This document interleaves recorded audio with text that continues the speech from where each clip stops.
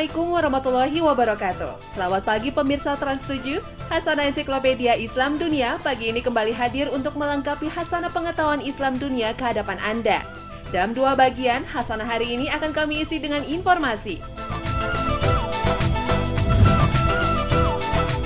Al-Quran dan fenomena alam,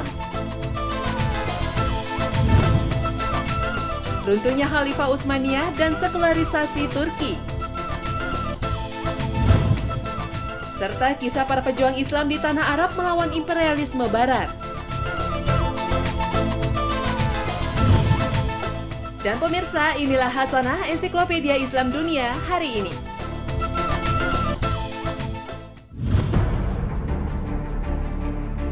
Al-Quran tidak hanya sebuah kitab suci yang berisi tuntunan akhlak. Al-Quran juga mengupas berbagai fenomena alam. Lebih dari 1.200 ayat yang membahas peristiwa alam saat ini sudah dibuktikan kebenarannya dalam sains modern.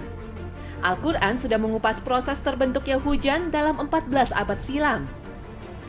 Dahulu, proses terbentuknya hujan merupakan sebuah misteri besar. Namun setelah ditemukan radar cuaca, para ahli pada era modern ini baru mengetahui tahap-tahap pembentukan hujan. Pembentukan hujan berlangsung 3 tahap, seperti diuraikan dalam surat Ar-Rum. Inilah tahap pertama pembentukan hujan. Allah mengirimkan angin, gelembung-gelembung udara yang jumlahnya tak terhitung dibentuk dengan pembuihan di lautan. Partikel-partikel air kemudian tersembur menuju langit, diangkut oleh angin dan bergerak ke atas atmosfer. Partikel air yang disebut aerosol ini membentuk awan dengan mengumpulkan uap air di sekelilingnya. Tahap kedua, angin menggerakkan awan dan Allah membentangkannya di langit menurut yang dikehendakinya dan menjadikannya bergumpal-gumpal. Awan terbentuk dari uap air yang mengembun di sekeliling butir-butir garam atau partikel debu di udara. Tahap ketiga, seperti yang diuraikan dalam surat Ar-Rum, air hujan keluar dari celah-celahnya. Partikel-partikel air yang mengelilingi butir-butir garam dan debu mengental kemudian membentuk air hujan dan mulai jatuh ke bumi. Informasi hujan juga diulas dalam surat An-Nur ayat 43. Tidaklah kamu melihat bahwa Allah mengarak awan, kemudian mengumpulkan antara bagian-bagiannya, kemudian menjadikannya bertindih-tindih, maka kelihatanlah olehmu hujan keluar dari celah-celahnya, dan Allah juga menurunkan butiran-butiran es dari langit. Inilah ayat yang menjelaskan tahap pembentukan cumulonimbus atau sejenis awan hujan yang menghasilkan hujan es. Pembentukan awan yang tumpang tindih bergerak secara vertikal hingga mencapai atmosfer yang bersuhu dingin dan kemudian terbentuklah butiran es. Setelah membesar dan tidak lagi bisa ditopang oleh hembusan angin vertikal, maka mulai lepas dari awan dan jatuh ke bumi berupa hujan es. Peranan angin begitu besar dalam pembentukan hujan sebagaimana dalam firman Allah dalam surat Al-Hijr ayat 22, dan kami telah meniupkan angin untuk mengawinkan, dan kami turunkan hujan dari langit, lalu kami beri minum kamu dengan air itu, dan sekali-kali bukanlah kamu yang menyimpannya. Peran angin seperti dalam ayat tadi baru ditemukan dalam ilmu meteorologi modern pada abad ke-20. Di atas permukaan laut dan samudra, gelembung udara yang tak terhitung jumlahnya terbentuk akibat pembentukan buih. Pada saat gelembung ini pecah, ribuan partikel kecil dengan diameter 1/10 mm terlempar ke udara. Partikel-partikel yang disebut aerosol bercampur dengan debu daratan yang terbawa oleh angin dan bertemu dengan uap air. Uap air mengembun di sekitar partikel dan berubah menjadi butiran air yang kemudian berkumpul dan membentuk awan. Inilah yang dimaksud kata angin mengawinkan dalam surat Al-Hijr ayat 22. Subhanallah. Para ahli mengetahui pembentukan awan hujan ini dengan menggunakan berbagai peralatan canggih seperti pesawat terbang, satelit, dan komputer. Namun, kekuasaan Allah tidak bisa menjadi tandingan sehebat apapun kemampuan manusia. Karena pada hakikatnya, Allah lah yang menganugerahkan setiap kemampuan yang dimiliki manusia.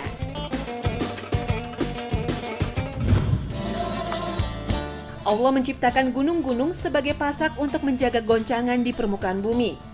Penjelasan Al-Quran ini akhirnya terungkap dalam penelitian geologi modern.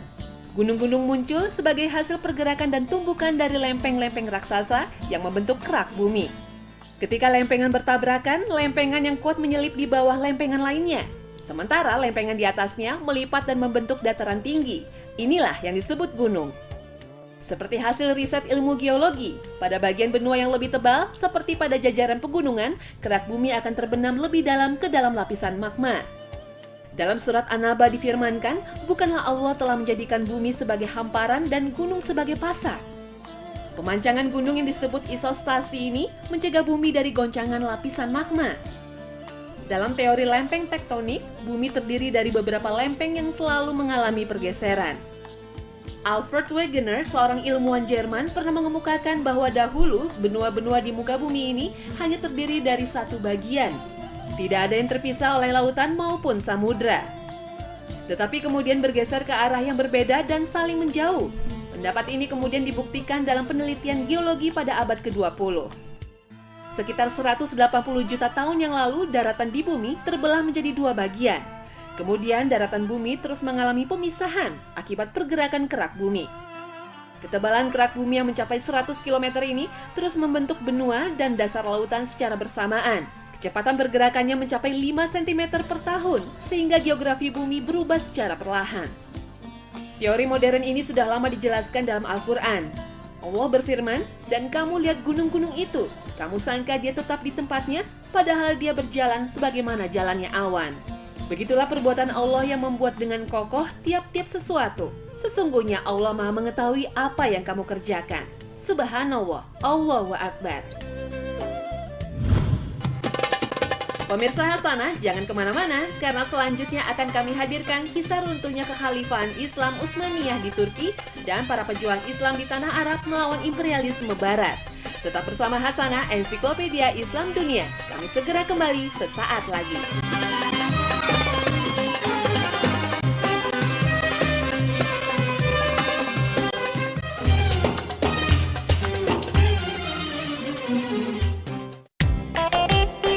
Terima kasih pemirsa Trans 7, Anda masih setia bersama kami di Hasanah, Ensiklopedia Islam Dunia. Kejayaan dan kehancuran suatu bangsa adalah sebuah sunatullah. Sebagaimana Allah ingatkan dalam surat Ali Imran ayat 140, bahwa kejayaan dan kehancuran akan dipergilirkan di antara manusia agar menjadi pelajaran. Negara-negara Muslim di Timur Tengah saat ini telah dilanda gelombang aksi unjuk rasa. Penguasa-penguasa diktator tumbang dan dilengserkan oleh rakyatnya sendiri seperti Mesir dan Libya. Aksi serupa kini juga tengah melanda negara-negara Arab lainnya seperti Yaman, Suriah, dan Bahrain. Padahal dahulu negara-negara Arab berada dalam satu kekuasaan khalifah Islam, bahkan membentang wilayahnya hingga Eropa. Inilah kejayaan peradaban Islam yang dimulai pada masa Nabi Muhammad, kemudian dilanjutkan oleh para Khalifatur Rasyidin, hingga kekuasaan Islam di bawah dinasti kerajaan, yaitu Bani Umayyah dan Bani Abbasiyah. Kekhalifahan Islam pada periode terakhir kembali bangkit pada masa kerajaan Turki Utsmani, kerajaan Safawi di Persia, dan kerajaan Mughal di India. Setelah kekhalifahan Islam ini mengalami kemunduran hingga jatuh, sebagian besar wilayah kekuasaan Imperium Islam berada dalam jajahan Barat. Dan sejak itulah kemajuan peradaban Islam berpindah ke Barat. Dan berikut ini perjalanan kekhalifahan Islam di bawah Turki Utsmani yang menjadi titik akhir kekuasaan Imperium Islam di dunia. Kekuasaan Turki Utsmani berlangsung hingga 6 abad, antara tahun 1299 hingga 1923 dipimpin oleh 36 sultan. Kesultanan Utsmani menjadi pusat interaksi Barat dan Timur dengan kekuasaan meliputi 29 provinsi dan Konstantinopel. Sekarang Istanbul sebagai ibu kotanya. Kesultanan Utsmani menjadi salah satu kekuatan utama dunia dengan angkatan lautnya yang kuat. Utsman I, pendiri kesultanan ini berhasil memperluas wilayahnya hingga wilayah Kekaisaran Bizantium. Utsman terkenal sebagai pemimpin yang kuat dan disegani. Pemerintah Utsmaniyah mengembangkan suatu sistem yang dikenal milet, yaitu sistem yang memberi kebebasan kelompok agama dan suku minoritas untuk mengurus masalah mereka sendiri tanpa banyak intervensi dari pemerintah pusat. Kesultanan Utsmani mulai merambah bagian timur Mediterania dan Balkan, kemudian menyebar hingga ke Eropa. Pada masa Mehmed II, atau dikenal juga Mehmed Sang Penakluk, banyak melakukan perombakan kesultanan dan militer. Ketika berusia 21 tahun, ia sudah berhasil menaklukkan kota Konstantinopel yang kemudian menjadi ibu kota baru Kesultanan Utsmaniyah pada tahun 1453. Kesultanan Utsmaniyah berada pada masa kejayaan di bawah Sultan Selim pada tahun 1512 hingga 1520. Dan dilanjutkan oleh pewarisnya Sulaiman yang Agung. Sulaiman berhasil menaklukkan kerajaan Hongaria dan beberapa wilayah di Eropa Tengah. Sepeninggal Sulaiman, wilayah kekuasaan Utsmaniyah banyak yang menghilang. Munculnya beberapa kerajaan di Eropa Barat memperlemah kekuasaan sultan baik di bidang politik maupun ekonomi. Bahkan teknologi militer kerajaan Eropa berkembang lebih maju daripada Utsmaniyah.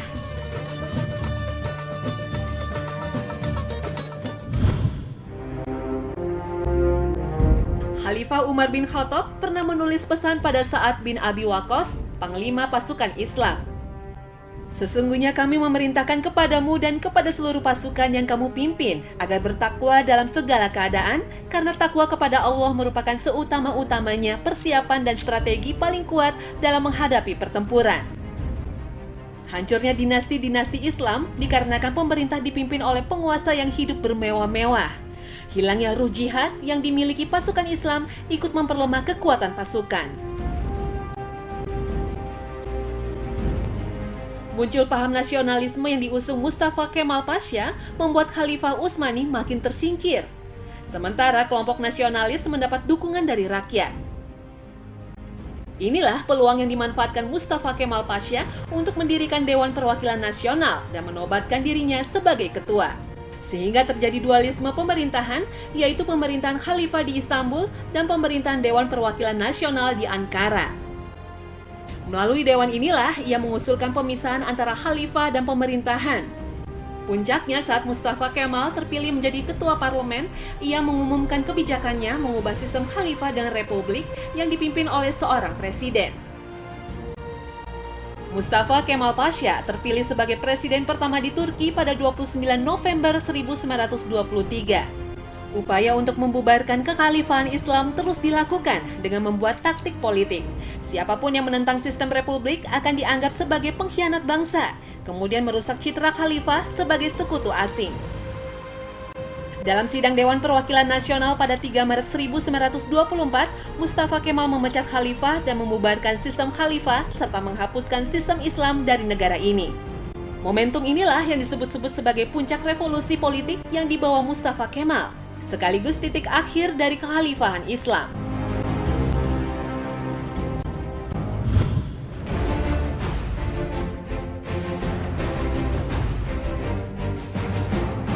Turki tidak bisa dilepaskan dari sosok Mustafa Kemal Atatürk yang disebut-sebut Bapak Bangsa Turki ini. Mustafa Kemal lulus dari Akademi Militer dengan pangkat kapten. Ketika diutus menjadi atase militer di Sofia, Mustafa Kemal bersentuhan dengan peradaban barat dan ideologinya. Mustafa mengusung ide nasionalisme dan sekularisme. Islam yang berkembang di Turki harus diselaraskan dengan budaya Turki dan dunia modern. Oleh karena itu, agama harus dipisahkan dari negara dan kedaulatan diserahkan pada rakyat. Dengan ideologi yang mengadopsi dari barat ini, pembentukan partai dengan landasan agama dilarang. Ulama tidak ikut campur dalam pengelolaan negara. Bagi Kemal Atatürk, untuk membangun negara Turki modern harus mengikuti kemajuan peradaban barat. Inilah modernisasi di semua lini kehidupan yang harus dijalankan bangsa Turki dengan cara meninggalkan tradisionalisme Utsmaniyah. Kemal Atatürk mengeluarkan banyak kebijakan radikal, misalnya penghapusan tulisan Arab, pelarangan pakaian asli Turki dan jilbab, melarang azan dengan bahasa Arab, mengharuskan orang sholat menggunakan sepatu dan bahasa Turki, serta meletakkan alat musik barat di dalam masjid untuk mengiringi sholat. Kebijakan ini mengundang reaksi keras dari kalangan Islam. Upaya sekularisasi Turki dianggap gagal. Rakyat Turki tidak bisa dipisahkan dari akar Islam yang kuat. Meskipun Turki menjadi bagian dari peradaban barat, tapi secara kultural, jati diri mereka sudah lama menyatu dengan Islam.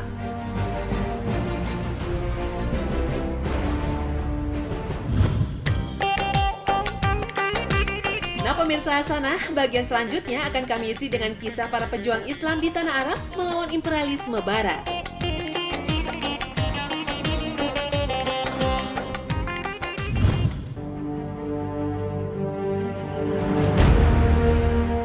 Menjelang hancurnya kekhalifahan Islam Turki Utsmani pada akhir abad 19, kekuatan militer barat mulai berkembang pesat.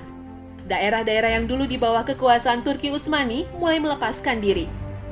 Persaingan antara negara-negara maju makin menguat. Ideologi imperialisme mendorong negara besar untuk menginvasi negara-negara kecil. Perang Dunia Pertama pun meletus antara tahun 1914 hingga 1918. Persaingan kekuatan militer belum berakhir. Negara-negara besar penganut ideologi fasis berusaha menjadi penguasa dunia. Perang Dunia Kedua yang dimulai pada tahun 1939 hingga 1945 menjadi bukti kekejaman dan keserakahan manusia yang dilandasi motif ekonomi dan kekuasaan. Di tengah krisis dunia inilah lahirlah para pejuang muslim yang juga seorang tokoh ulama yang berani melawan imperialisme di Timur Tengah. Sebagaimana dalam hadis Nabi diriwayatkan bahwa mereka adalah orang yang memperjuangkan kebenaran yang dijamin oleh Allah mendapat keselamatan di akhirat. Dan berikut ini profil pejuang muslim yang menjadi syahid karena menegakkan agama Allah. Tokoh pertama adalah Omar Mukhtar. Omar Mukhtar, pemimpin perjuangan Libya melawan imperialisme Italia. Omar Mukhtar lahir di timur Cyrenaica, sebuah desa timur Janzu Timur, Tobruk, Libya pada tahun 1861. Ia adalah anak yatim piatu yang diadopsi oleh pemimpin agama di daerahnya. Omar Mukhtar adalah tokoh sufi tarekat Sanusiyah, seorang sufi yang tidak melepaskan diri dari persoalan dunia. Omar Mukhtar pernah terlibat dalam perjuangan orang-orang Sudan melawan penjajahan Inggris. Saat Italia mulai menjajah Libya pada tahun 1911, Omar Mukhtar kembali ke tempat kelahirannya untuk menggerakkan kabilah-kabilah Arab melawan Italia. Penjajahan Italia di Libya dimulai pada tahun 1911. Saat itu Italia meminta kekhalifahan Utsmani menyerahkan Tripoli kepada Italia. Permintaan itu dilawan oleh tentara Turki bersama para mujahidin. Mereka berusaha mengusir Italia. Namun Sultan Turki menyerah dan menandatangani perjanjian damai dengan Italia pada tahun 1912. Namun rakyat Libya menolaknya dan tetap berjuang mempertahankan tanah kelahirannya. Perlawanan jihad ini dipimpin oleh Omar Mukhtar dengan strategi perang gerilya padang pasir. Omar Mukhtar memiliki sekitar 6.000 pasukan yang membuat Italia mengalami banyak kekalahan akibat taktik jitu pasukan elit Omar Mukhtar. Pada tahun 1921, Omar Mukhtar tertangkap karena pengkhianatan salah seorang pasukannya. Namun, Omar berhasil dibebaskan melalui politik diplomasinya. Namun saat Libya diperintah oleh Gubernur Jenderal Giuseppe Volpi, pasukan Italia bertindak brutal membunuh penduduk biasa. Omar Mukhtar beserta pasukannya pun kembali bergerak melawan pasukan Italia. Peperangan yang panjang ini mengakibatkan Italia menderita kerugian yang sangat besar. Italia banyak kalah di medan perang. Benito Mussolini, sang diktator Italia, akhirnya mengirimkan pasukan yang lebih besar, 400.000 pasukan ke Libya. Pasukan Italia dengan teknologi militer yang canggih tak mampu mengalahkan pasukan mujahidin. Dengan senjata yang sederhana, mereka berjuang dengan ruh jihad. Setelah para mujahidin berperang selama 20 tahun, pasukan Italia akhirnya berhasil menangkap Omar Mukhtar. Omar Mukhtar dihukum gantung pada 16 September 1931. Ialah pejuang yang mati syahid di tiang gantung demi mempertahankan negerinya. Kisah Omar Mukhtar pernah diangkat ke layar lebar dengan judul Lion of Desert, Singa Padang Pasir. Film yang diproduksi tahun 1981 ini dibintangi aktor kawakan Anthony Quinn. Film ini disutradarai Mostafa Akkad yang juga sukses membuat film Nabi Muhammad The Messenger. Film ini sempat dilarang beredar di Italia pada tahun 1982 karena dianggap akan merusak kehormatan tentara Italia yang telah berkorban untuk negerinya. Film ini baru disiarkan di televisi Italia pada tahun 2009 bersamaan dengan kunjungan resmi pemimpin Libya Muammar Gaddafi. Muhammad Jamaluddin Al-Afghani. Ia lahir di Asadabad, Afghanistan pada tahun 1838. Keturunannya bersambung hingga Sayyid Ali At-Tirmizi, seorang perawi hadis yang terkenal. Al-Afghani diberi anugerah kecerdasan yang luar biasa.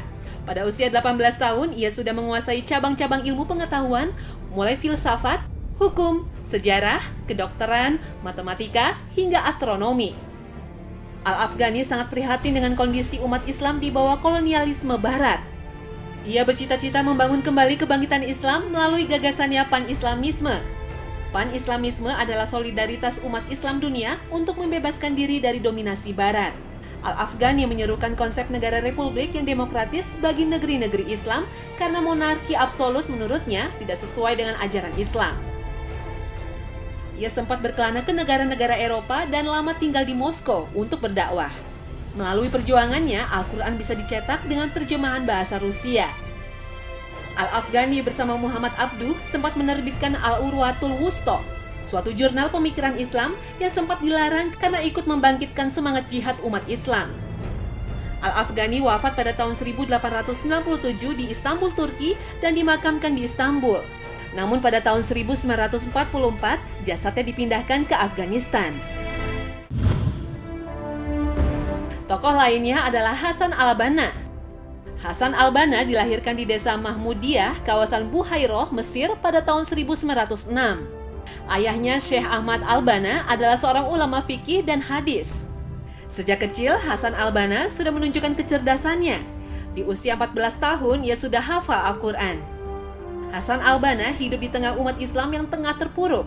Penjajah Inggris memperlakukan bangsanya dengan tidak manusiawi. Sementara kekhalifahan Islam Turki Utsmani yang diharapkan jadi pengayom umat sudah runtuh. Karena prihatin dengan kondisi umat, Hasan al-Banna berdakwah membangkitkan gairah umat Islam, kemudian mendirikan organisasi Ikhwanul Muslimin dan berhasil merekrut tidak hanya dari kalangan ulama, juga pengusaha, ilmuwan, dan buruh. Al-Banna berhasil memobilisasi mujahid-mujahid untuk berjuang di medan tempur melawan Israel. Hasan al-Banna wafat dibunuh oleh penembak misterius pada tanggal 12 Februari 1949 di Kairo. Ulama karismatik ini syahid dan menjadi martir untuk menegakkan Islam. Sepeninggal al-Banna, cobaan umat Islam begitu berat. Saat Mesir dikuasai penguasa diktator Gamal Abdul Nasser yang condong ke Soviet, murid-murid al-Banna banyak yang disiksa dan dijebloskan ke penjara.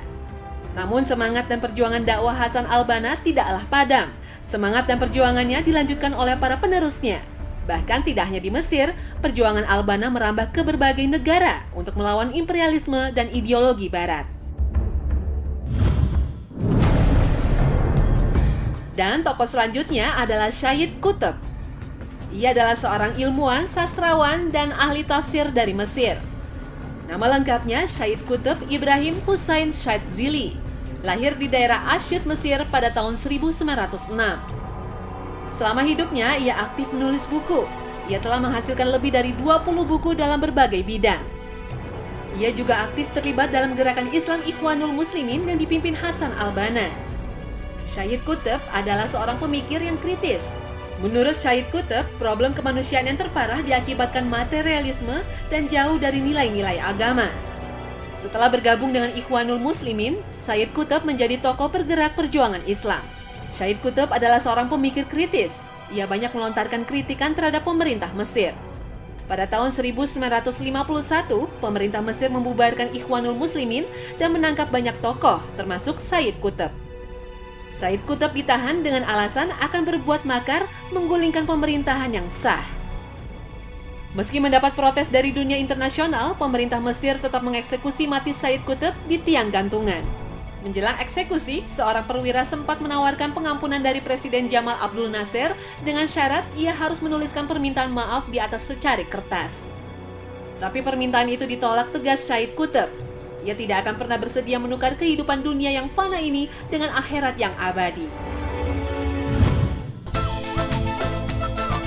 Dan pemirsa Trans 7, kisah para tokoh pejuang yang rela mengorbankan jiwanya demi tegaknya Islam menjadi akhir kebersamaan kita dalam Hasanah pagi ini. Saksikan selalu Hasanah Ensiklopedia Islam Dunia setiap hari pukul 5 pagi waktu Indonesia Barat. Selamat memulai aktivitas Anda pagi ini. Terima kasih dan wassalamualaikum warahmatullahi wabarakatuh.